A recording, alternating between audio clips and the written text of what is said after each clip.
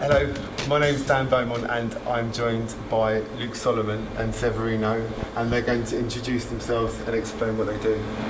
My name is Severino. I'm one of the resident DJ for a party called Host Me Disco in Vauxhall every Sunday, but also I did lots of other stuff like house stuff. In fact, I compiled a compilation last year for this gentleman record label, which is going to explain to you which one is it. And also I DJ all over London at those superstore, which is your place. So, and the world or whatever, you know. But yeah, this is me. This is the gentleman now. Hi, I'm Luke Solomon. I am one half of the Classic Music Company, which is a label I run with Derek Carter. I also do other stuff, DJ all over London. Dalston Superstore, we do classic events and parties, and I also work with Justin Harris's Freaks as well. I was going to ask, well, I was going to start by asking Severino, do you remember the first Classic Music Company record that you bought? Well, I mean, it definitely, which is probably one of my favorite, which I think also is actually the number one, which is the DJ Sneak, You Can Hide From Your Button, which is sort It's of number 93. Isn't it? No. Yeah, so no, because it started, 100 was the first. Because you started counting back, your catalogue numbers counted back. So 100 was Free-Soul Disco Eyes. Actually, no, 100 was Seasons, the double album. Ah, yeah. But Sneak was 93 or 97, I think, one of the two. So it was early on. Yeah, but yeah, so basically because we met officially, because when I moved from Italy to London, I was a record buyer from an Italian record shop called Disco In. So basically my mission every day was record buying, promo buying, especially for the DJs. I'm talking about 97, and then after a couple of years I discovered a really good, well, probably one of my favorite record distribution, which was Ideal Distribution up in Bethnal Green, and Ideal of all this sort of like amazing record label that had also that they were distributing classics. So yeah, they were actually the Ideal with the distribution. The reason Ideal started and the reason Classic started were because of each other. So we set out together and. Because actually, Ideal at the beginning starts not here in Birmingham. They were in Birmingham. Yeah, and they looked after two labels at that time, other than Network, which was 2020 Vision and Classic. So we're kind of the two flagships for a while. So yeah, I had to be a DJ Sneak, but also obviously so many to mention. You know, obviously the pickup for Isolé, Montage, that was amazing. Metro Area was amazing as well. I mean, there's so many artists, and obviously Luke and Derek and Rob Mellor as well, which is still one of my favorite. So yeah. And would you say, coming from your respective families, the Classic, Horse Meat Disco, there seems to be some kinship between those two. What do you think you both have in common? I don't know. I think Derek was probably the kind of the dot joiner who the synergy. I think Derek's kind of love for disco and the fact that he was kind of invited to Horse Meat and play, and then I guess me and you got to know each other better. Yeah. And then I got to know the rest of the guys in the family, and it sort of became there's quite a nice connection, even though musically, well, we're not from different worlds at all, but musically there's a different feeling and there's a different vibe. It's a very similar kind of take on the thing. I mean, yeah, of course. You made a very unique transition that I haven't, that doesn't happen very often, because you kind of moved from being a staple in a very underground gay scene into being into a much more musically credible sort of international platform with Horse Meat Disco. Well, because of your friends and connect, you know, that's what we were talking about, where history starts to pay off. At the beginning, also like doing other things that eventually people start to join those dots. Yeah. And I think we've already done that groundwork in order for that to happen. Because I can imagine it's very easy to get caught in a place where you will never get out of it. And that's where you play and that's where you DJ, and those are the places that you're known for. But breaking out or getting booked internationally can be a really, really hard thing to do. But that's also, you get stuck in that because maybe some people they want, or like they don't make an effort to, you know, like be outside of their comfort zone. Yes, exactly. That's definitely one of the main. Obviously, Host Me Disco as well. It's been amazing. So in fact, I mean, we're still in Vauxhall and we still believe, you know, where we are. So That's cool. I think that's what's interesting about Horsemeat Disco is on the one hand it's got recognition internationally, and the 4 residents, there's Severino, Jim Stanton, Luke Howard, and James Hillard, play all over the world, and the brand travels all over the world. But it's still, when you get back to it, it's about Sunday night. It's about a few hundred people in Vauxhall, and it's about it's about a tangible underground scene that's still strong. Yeah, of course, we know that where we are, it can be difficult, and as you said, it's Sunday night, so it can be something difficult as well for people that have to work the day after. That's why actually bank holiday we always too packed. But that Sunday thing makes it special. Yeah, and that's The same Yeah. for us with the Wednesday at Barumba. That was exactly the same. It was exactly the You had same. the moments that were just the best night you've ever had, and then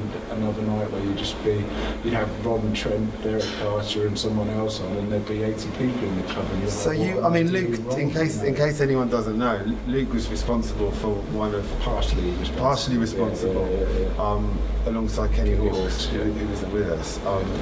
For Space, which was a legendary Wednesday night. Yeah. But like Horsemeat Disco championed a sound that you couldn't hear that anywhere else in London. Yeah. It was completely unique. Yeah, that was the same for us, I think. Firstly, there were no real mid-weekers apart from Jim Masters doing techno on Wednesday, and that was our synergy. We had Paul Trouble Anderson, which was very much a kind of New Jersey garage, very soulful, quite different, but just playing records that me and Kenny loved that would go from techno to vocals to disco to all those mixture of stuff that we still had a sound, but in that environment and in the middle of the week in London, there was nothing going on at that time, really. No, there really wasn't. And bringing in people like Derek Carter or Ron Trent, or we had Morales play, or we had Kevorkian, or we had Andrew Weatherall, Carl Cox, or Justin Robertson, or just, a mixture of all kinds of music with different people that we really respected and do it like that. And that was, you catch a moment in time that just suddenly becomes, a legendary thing. But at the same time, you're still battling with a lot of factors that make it a midweek, or people going to work in the morning and things like that. But then you'd have a birthday party, and it would be Tom Middleton, a man called Adam Live, Derek Carter, and John Aquaviva. Derek Carter would end up rapping over the top of John Aquaviva, and in those moments you're just like, where on earth would you hear that in the world? Space was one of the first clubs in London that I went to regularly when I was at school, and I remember because by this point, like, house music was in the charts, and like acid house culture had become very, very well established. But still, I remember going to Space and just having no idea what the hell I was hearing. It was really like hearing a completely alternative soundtrack. Kenny would play music that no one. I don't even think other DJs could play those records and make them sound like he made them sound.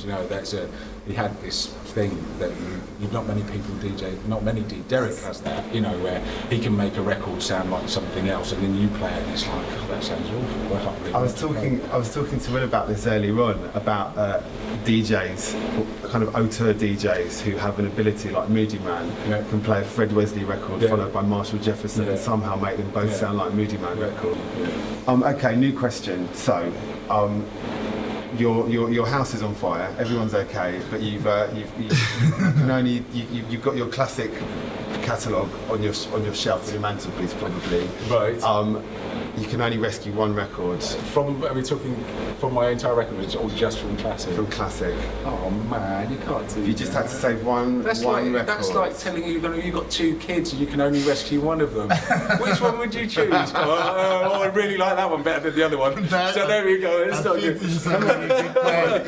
If you had to pull one classic record. Look at, they're all children. You can't. I gave you already the answer, which I don't know how to do because I don't have the kids. No, you can't pick your favourite kids, and that's how it feels. That every single record, there isn't one single record where me or Derek have ever regretted putting it out. It may not have had the same impact as, say, something else has culturally to people within the dance music community, but it still has something attached to it. It still has a moment. It still has a person attached to it, a character attached to it. It still has to have all those things. It's not so like, someone just sent me this. It's great. Let's just put it out. There has to be other stuff. And with that in mind, that's like trying to make me choose one of my kids. No answer. How about a question to you, Dan? How about that question back at you? Yeah. Well, that's you because you're detached from it. I'm so detached to it, yeah. yeah. I mean, I like, for me, Classic was one of a label like Environ in the sort of mid-late 90s that was one of the, like, you just had to buy every release. Yeah. You had to. Yeah. I think I became quite a completist about it. Oh, okay. And I think also the other things like the design and just the fact that there was this incredible ethos behind it. For me, the record, the classic record that's still in my box is the Pepe Braddock remix of Mouth by okay. Right. Which it still sounds completely nuts, and it is one of those sound system testing records that the better the sound system, the more goosebumps. I remember getting this, and we got a DAT, and there was a letter, and it just said on it, because oddly enough, actually Joshua and Diz Washington, who was in Part of Freak, were really good. They used to go and stay with him. They were really good friends, you know, with Julian and Pepe. And Diz had made, it was all Diz's vocal parts and stuff. But what Julian had done had gone, and with that in mind, and the fact that it was called Mouth, had basically built all the drums, the bass line, everything. There's not one, everything is made up of parts of the body, like making the sounds, the kick drum, everything. I didn't even know it was going to get the response that it was going to get from people that it has historically got. But it was just that in itself was just like, this is amazing. I don't even care what it sounds like. I've read this before. Just put it out. You can't hide from your buds. Is that your? So many. Yeah. I mean, as I said, probably also the Metro era because I was really into it. I love that sound a lot. So like, that's another thing that sounded like it was being beamed from another world, Metro area. Yeah, and it's still so, influence for so many people. Yeah, massively now, more than ever. Yeah, right. Yeah, I mean, I was hearing lots of like album and song and stuff around in the pop business, and wow, it's like Metro area, like still. So yeah, I guess so. Yeah. But you said you can't hide, and I remember when Derek got the DAT from Sneak, and Derek was living with me at the time in Barnet, and he played it, and I listened to it, and I was just like, and this was at home, and I think we'd been out in Barnet, it was like a Thursday, and I was just like, this is mental, and then and then we went to Waterford in Ireland. And then I think Derek played it, or I can't remember if I played it or Derek played it, and I probably will never see a reaction like that. Because it was the first time that kind of disco record with that mood, with that kind of impact. For me, it was, I've heard it from Basement Jacks, because when I moved, I used to go to the very, very early Basement Jacks party in Brixton. Yeah. This was actually George Fourth, and when they played it, I was like, oh my god, I was like, obviously I heard already in a massive sound system, proper South London, George IV, like Carnival sound system, like wow, like I mean, there are literally people just go running, like what and is then this? literally need to go and ask Simon from this, like what is this? Like,